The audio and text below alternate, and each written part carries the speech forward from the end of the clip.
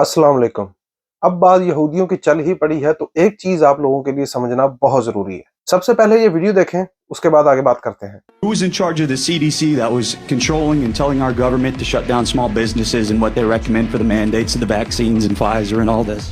The director of the CDC was Rochelle Walensky, dual citizenship with Israel. She's a Jew. Deputy director of the CDC, Ann Shawalchik, dual citizenship with Israel, Jew. CDC chief of staff, Sherry Berger, dual citizenship with Israel, Jew. CDC chief medical officer, Mitchell Wolf, dual citizenship with Israel, Jew. CDC director of the Washington office. This is pertinent to the topic. This is pertinent to COVID. So director of the CDC of the Washington office, Jeff Resnick, dual citizenship with Israel, Jew. COVID SAR, Jeff Zaints, dual citizenship with Israel, Jew. COVID senior advisor, Andy Slavitt, dual citizenship with Israel, Jew. Assistant of Health Secretary for Human Services for our country, the Assistant of Health Secretary, Rachel Levine, transgender, dual citizenship with Israel. Yes. Jew. I'm going to ask that you hold off, Christopher. The chair has ruled that your comments are out of order. She's asked you to stop. How is it out of order? The chair How is it has... out of order? He said Jew. There's nothing wrong with Jew. It's not derogatory. Head of Pfizer vaccines, Again, the Albert chair Bourla, has- dual citizenship with Israel, Jew. Pfizer chief scientist, Michael Dostin, We dual need citizenship decorum with here. Israel, Jew. Moderna chief scientist, Tal Zaks, dual citizenship with Israel, Jew. Christopher, BlackRock, please. everyone know BlackRock? BlackRock CEO, Larry Fink, dual Please, citizenship with Israel, Jew. Christopher. I said we're willing to sacrifice our ego, our reputation, You have 19 and our lives. seconds. Yes, ma'am, and I love you, and I appreciate your patience. BlackRock president, Rob Capital, dual citizenship with Israel, Jew. The CDC chief medical officer of Johnson & Johnson, Joanne Waldstreicher, dual citizenship with Israel, Jew. Chief medical officer You are of done. Merck, Michael Rosenthal, dual citizenship with Israel, Jew. Head advisor of the World Economic Forum, Yuval Harari, dual citizenship with Israel, Jew. And that's only talking about COVID. That's not talking about who's in charge of Christopher, our you government. need to That's not stop. talking about who's in control of the media or the banks. I can go on. God bless y'all. Thank you for your patience. कुछ notice किया आपने? अगर नहीं तो चलो मैं आपको बताता हूँ। दुनिया की इस वक्त टॉप की गवर्नमेंट्स और डिपार्टमेंट्स में इस वक्त जितने भी लोग बैठे हैं वो सब के सब डुअल नेशनलिटी होल्डर्स हैं।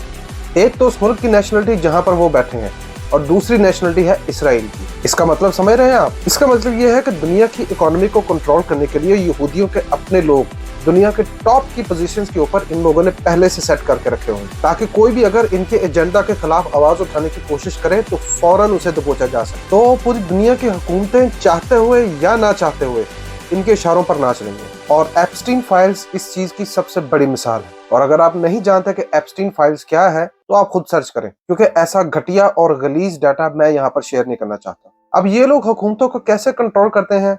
इस्लाम की रोशनी में मेरी रिसर्च के मुताबिक ये लोग उस मुल्क पर 3 तरीकों से हमला करते हैं। पहला है मार्केट, दूसरा सूद के जरिए और तीसरा है एंटरटेनमेंट। अब मैं ये बात क्यों कर रहा हूँ? क्योंकि मैंने जब हजरत मोहम्मद सल्लल्लाहु अलैहि वसल्लम के टाइम से यहूदियों की हिस्ट्री पढ़ी तो मैं ये देखकर हैरान रह गया कि मदीना की पूरी इकोनॉमी किस तरह से इनके कंट्रोल में थी। यहूदियों का हजरत मोहम्मद सल्लल्लाहु अलैहि वसल्लम के दौर में क्या पैटर्न था, सबसे पहले ये समझते हैं। और मोहम्मद सल्लल्लाहु अलैहि वसल्लम ने इनकी इजारादारी कैसे खत्म की, आज ये बात जानना हर मुसलमान के लिए इंतहाई जरूरी हो गया है। अगर आप यहूद के चुंगल से आजाद होना चाहते हैं तो इन्हें घुटनों पर लाना चाहते हैं तो हुआ कुछ यूं कि मोहम्मद सल्लल्लाहु अलैहि वसल्लम जब हिजरत करके मदीना तशरीफ ले गए तो उनके साथ मक्का के कुछ टॉप एलीट क्लास के भी लोग शामिल थे, जैसे कि अब्दुर्रहमान बिन औफ रज़ियल्लाहु तआला अन्हु और हजरत उस्मान बिन अफ़्फ़ान रज़ियल्लाहु तआला अन्हु। मदीना उस वक्त 3 हिस्सों में बटा हुआ था, औस, खजरज और यहूदी। औस और खजरज में आए दिन किसी न किसी बात को लेकर कोई ना कोई लड़ाई होती रहती थी, जिसका सही फायदा यहूदियों ने उठाया। अब मदीना उस टाइम में चूंकि ज़राअत का इलाका था तो यहूदियों ने सबसे पहले अपना बाजार वहां गर्म किया। अब औस और खजरज दोनों कबीले एक दूसरे के साथ किसी किस्म का कारोबारी कोई लेन देन नहीं करते थे, तो यहूदियों ने इन दोनों कबीलों की पैदावार सस्ते दामों खरीदना शुरू कर दी और अपना बाजार कायम किया। इन दोनों कबीलों के किसी भी तरह से सुलह ना हो जाए, लिहाजा इस लड़ाई को बरकरार रखने के लिए आए दिन यहूदी कोई ना कोई साजिश करते रहते थे, जिसकी वजह से दोनों कबीलों की पूरी इकोनॉमी यहूदियों के हाथ में जा रही थी। और अगर इसी दौरान मक्का के मुसलमानों की बात की जाए तो जंगें तो पूरा साल नहीं होती रहती थी, तो मुसलमान बाकी दिनों में करते क्या थे? बिजनेस। मदीना की निस्बत मक्का उस वक्त में पूरे अरब का सबसे बड़ा बिजनेस हब था। एक तो खाना काबा वहां मौजूद था और दूसरा ये शहर पूरे अरब के बिल्कुल सेंटर में वाक़ है और हर साल दुनिया भर के मुख्तलिफ इलाकों से लोग यहाँ आते और कारोबार करते थे और यहाँ से भी पैदावार पूरी दुनिया में बेची जाती थी। अब्दुर्रहमान बिन औफ और हजरत उस्मान बिन अफ़ान उसी टाइम के वेल डेवलप्ड और वेल सेटल्ड बिजनेसमैन थे, लेकिन जब हिजरत का वक्त आया तो इन्हें अपना सब कुछ छोड़ छाड़ कर मदीना शिफ्ट होना पड़ा और मदीना पहुंचकर मोहम्मद सल्लल्लाहु अलैहि वसल्लम ने इन मुहाजिरीन को अंसार यानी औस और खजरज के घरों में पनाह दिलवाई। अब्दुर्रहमान बिन औफ जो कि मक्का के सबसे रिच लोगों में से एक थे, उनको मोहम्मद सल्लल्लाहु अलैहि वसल्लम ने मदीना के सबसे रिच लोगों में से एक साद बिन रबी के साथ सेटल किया और साद बिन रबी ने अब्दुर्रहमान बिन औफ रज़ियल्लाहु तआला अन्हु को अपनी पूरी दौलत का आधा हिस्सा तक देने की ऑफर कर दी ताकि वो यहाँ पर अपना बिजनेस सेटल कर सके। बिजनेस माइंडसेट के लोग राख में से भी अपने लिए कोई ना कोई बिजनेस आइडिया निकाल ही लेते हैं। अब्दुर्रहमान बिन औफ ने कहा कि थैंक यू वेरी मच, लेकिन मुझे हिस्सा नहीं चाहिए, मुझे यहाँ के बाजार का रास्ता बताओ। तो वो अब्दुर्रहमान बिन औफ को मदीना यानी यहूदियों के बाजार में लेकर आए। वहां उन्होंने देखा कि मदीना की सारी इकोनॉमी का कंट्रोल यहूदियों के हाथ में है और इस सारी मोनोपोली को एक यहूदी अबू राफे कंट्रोल करता है और वही है जो इस पूरी मार्केट की प्राइसेस को सेट करता है, जिससे सिर्फ यहूदियों को फायदा होता है और अरबियों को सिर्फ और सिर्फ नुकसान ही उठाना पड़ता है। आप सल्लल्लाहु अलैहि वसल्लम ने मदीना आकर देखा कि यहूदियों ने मदीना की इकोनॉमी को 3 तरह से कंट्रोल कर रखा है। Number 1, market. मदीना की सारी मार्केट यहूदियों के कंट्रोल में थी और ये लोग इंतहाई कम कीमत पर मदीना का पूरा माल खरीद लेते थे। यहाँ तक कि शराब का भी पूरा कंट्रोल इन्हीं के हाथ में था। आज भी आप देख लें, पूरी दुनिया की इकोनॉमी इन्हीं के हाथ में ही तो है। दुनिया का कोई भी लीडर इनके सामने आवाज तक नहीं उठा सकता। नंबर 2, रिबा यानी सूद। आप भी सोच रहे होंगे कि मदीना की मार्केट का इतना नुकसान करने के बावजूद अरबी इन यहूदियों का कुछ कर क्यों नहीं पा रहे थे? तो उसकी वजह है सूद। इनकी इकोनॉमी को नुकसान पहुंचाने के बाद यहूदी इन कबीले वालों को भारी सूद पर कर्जे देते थे, जिसकी वजह से अरब के लोग इनके कर्जों तले दब जाते थे और इनके खिलाफ कुछ नहीं कर पाते थे। और यही सूरत हाल आज भी है।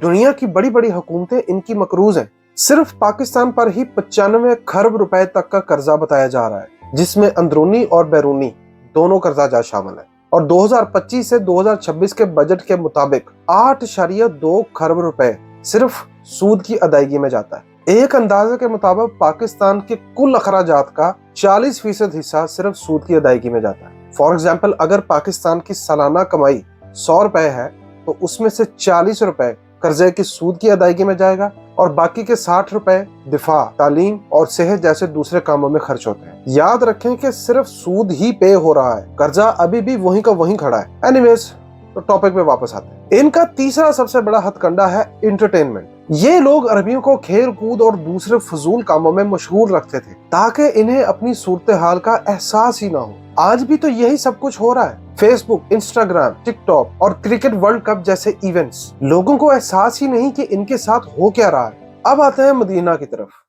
तो यहाँ से आगे की सूरत हाल आपने बड़े ही गौर से सुननी है।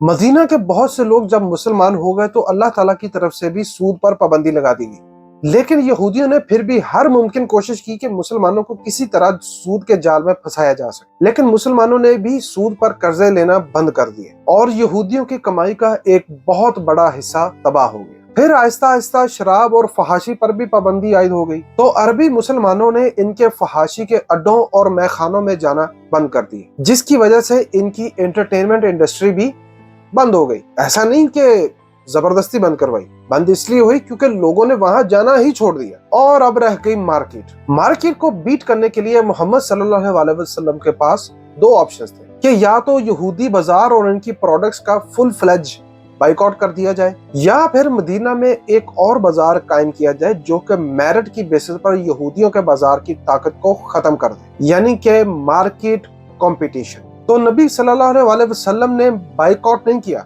बल्कि मस्जिद नबवी के पास एक और बाजार कायम किया जिसे नबी सल्लल्लाहु अलैहि वसल्लम खुद कंट्रोल करते थे, और हर दुकान के दरमियान 2 ऊंट यानी आज के मुताबिक 2 गाड़ियों की जितनी जगह अरेंज की। जबकि यहूदियों के बाजार बहुत तंग और कंजेस्टेड थे, جس کی وجہ سے وہاں ہر وقت رش لگا رہتا تھا۔ صرف اتنا ہی نہیں، نبی پاک صلی اللہ علیہ وسلم نے اس بازار کو کنٹرول کرنے کے لیے ایک پولیس سسٹم بھی بنایا تاکہ کوئی کسی پر ظلم نہ کرے۔ اب مسئلہ یہ تھا کہ یہودیوں نے مدینہ کے لوگوں کو بزنس سے اتنا دور کر دیا تھا کہ مدینہ کے لوگ بزنس کرنے میں انٹرسٹڈ ہی نہیں تھے۔ تو آپ صلی اللہ علیہ وسلم نے لوگوں کو بزنس کرنے کے لیے موٹیویٹ کیا اور ان کا بزنس مائنڈ سیٹ بھی ڈیولپ کیا، اور فرمایا کہ جو بھی مدینہ کے اس بازار میں بزنس کرے گا وہ بالکل ایسی ہے کہ جیسے اللہ کی راہ میں جہاد کرے۔ یعنی آپ صلی اللہ علیہ وسلم نے بزنس اور جہاد کو ایک بنا دیا، جس کا نتیجہ یہ نکلا کہ جس طرح سے جنگ بدر، احد اور خندق میں مسلمانوں نے اپنوں سے بڑی فوج سے جنگیں جیتے تھیں، بالکل اسی طرح اب مدینہ کے نوجوان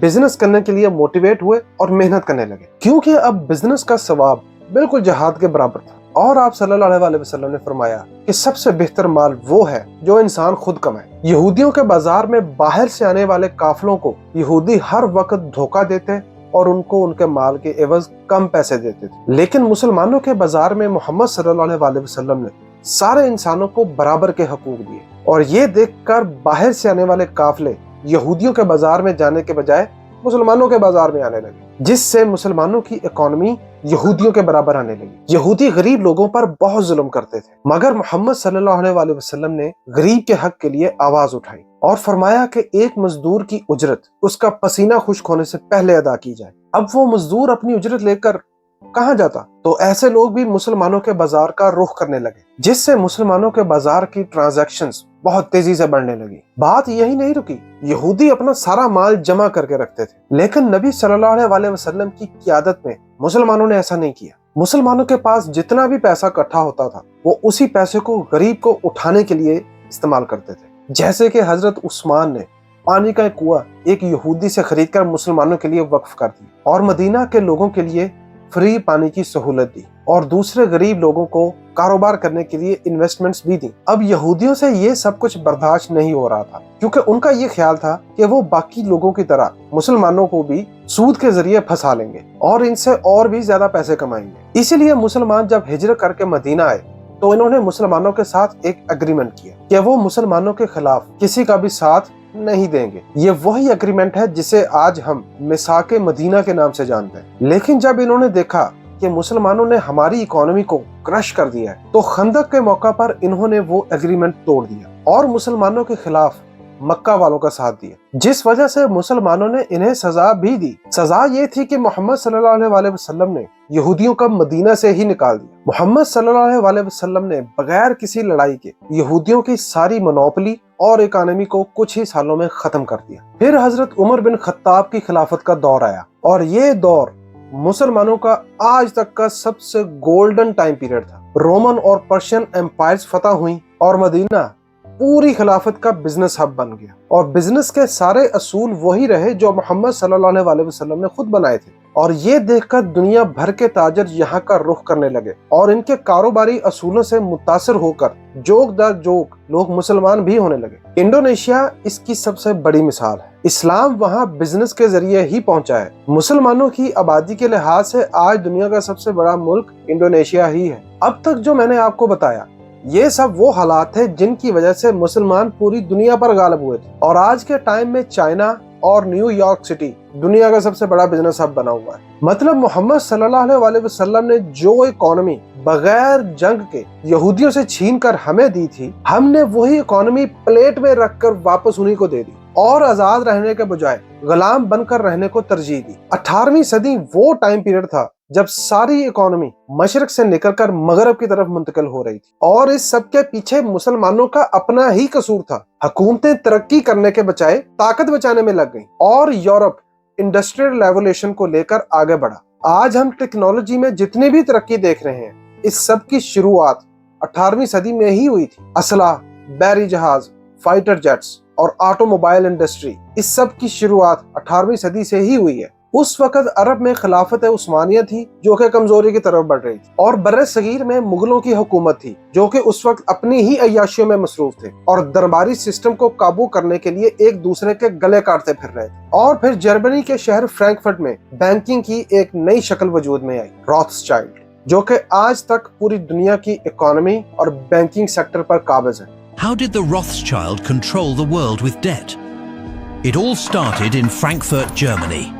A goldsmith named Amschel Moses Bauer opened a coin shop. Above the door, he hung a sign, a Roman eagle on a red shield. Locals began calling it the Red Shield Firm, or in German, Rothschild. When Bauer's son, Meyer Amschel, inherited the business, he took the name for himself, Rothschild. And he quickly learned that loaning money to governments and kings was far more profitable than loaning to individuals. The loans were massive and they were backed by the nation's taxes. Impossible to default. Meyer Rothschild had 5 sons. He trained each in the art of finance, then sent 4 across Europe to open branch offices: Paris, London, Naples, Vienna, while the eldest stayed back in Frankfurt. One family network controlling the entire continent. And with that network, they moved money instantly, shared intelligence faster than any government, and funded wars on both sides. No matter who won, the bill with interest always came to the same address. Rothschild के 5 बेटों ने एक ऐसी empire खड़ी की कि दुनिया आज तक इनके शिकंजे से निकल नहीं पाई। और ये सब कौन है? यहूदी। You are 5 brothers. I want you each to start a banking business in a different country. One to go and open a house in Paris, one in Vienna, one in London. Choose the most important centers, so that when money is to be sent from here to London, let us say, you won't have to risk life and gold. Amschel, here in Frankfurt, will just send a letter to Nathan in London saying, pay so-and-so, and that will be offset by loans from London to Frankfurt. Understand? Yes, In your day, there will be many wars in Europe. And nations that have money to transport will come to the Rothschilds because it will be safe. Papa, you mustn't talk anymore. The doctor... I'm giving advice to our sons, Mama, that the doctor cannot give. Remember, unity is strength. All your lives you must stand by one another.